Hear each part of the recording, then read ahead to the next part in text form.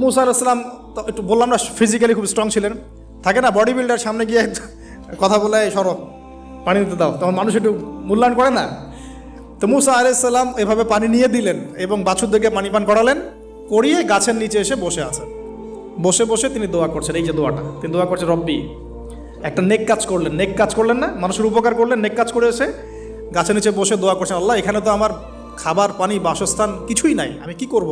রব্বি ইন্নি লিমা আনজালতা ইলাইয়া মিন খায়রিন ফকির, রব্বি ইন্নি লিমা আনজালতা ইলাইয়া মিন খায়রিন ফকির। আবার বলেন রব্বি ইন্নি লিমা আনজালতা ইলাইয়া মিন খায়রিন ফকির। অর্থ হচ্ছে, হে আল্লাহ, তুমি তোমার পক্ষ থেকে আমার উপরে যে নেয়ামতগুলো দিবে আমি এর জন্য ফকির হয়ে বসে আছি।